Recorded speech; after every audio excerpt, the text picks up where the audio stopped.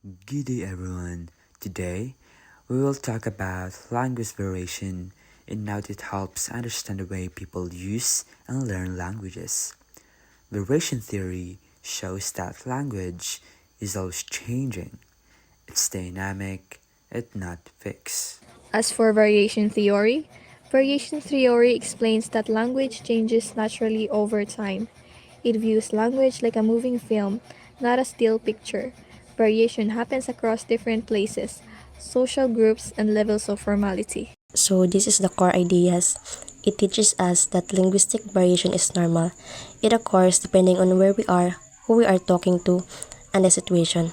Language change is continuous and observable. Two main issues in variation theory. First, the systematic nature of variation and change. It explains variation is a systematic, not random language change follow pattern. Second is the linguistic knowledge of people who know more than one language or dialect. It explains multilingual speakers have multiple language systems, affecting how they speak and switch between languages. And we have Leibov's contribution. William Leibov found that variation follows patterns. He introduced the idea of the linguistic environment, the sounds and words around an expression that influence how it change. For example, I'm gonna help versus I'm going to help, depending on the level of formality. These are the examples. According to Lavov, environment weight showed that some environments have a stronger influence on language variation than others. This means language change follows predictable patterns, not just random mistakes. So we have here the main takeaway. Variation and change are systematic and not accidental. Linguistic environments strongly shape how language is used and changes over time. It also language learning benefits from understanding. It also why variation happens. It is because it reflects real communication patterns. Dickerson studied Japanese learners of English and found that pronouncing sounds like z is challenging. Their accuracy depends on how the surrounding sounds, again showing how environments affects pronunciation. And he found that it's not always easy for them, and that's the sound around z make a big difference. And next is Gutbunton and Sigalowitz study. Gutbunton and Sigalowitz found the learners who can correctly pronounce the English sound, like in these, tend to be more fluent speakers.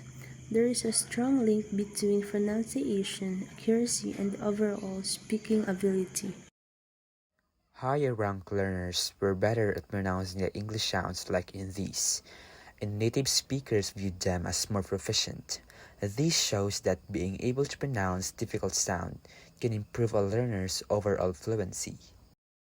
According to variation theory, consonants are sounds that are not vowels, while vowels change based on a tongue, height, high, mid, or low. Some learners, like Japanese speakers, may struggle with certain sounds such as r. In second language acquisition, learning a new language is continuous or lifelong process. Key concepts include syntax, phonology, main verb negation, and following English like rules of proper grammar. In bilingual speakers, grammar from two languages can blend together. This is called merged grammar, and it happens due to frequent switching between languages. Poplak identified two rules. First is femorpheme constraint. You can't switch between a bound and femorpheme. Second is equivalence constraint. Switching only happens where both language structures aligned. These rules prove that bilingual code switching is not random. Bilingual speakers follow patterns, showing that their language use is organized and systematic, demonstrating a high level of linguistic competence and cognitive flexibility.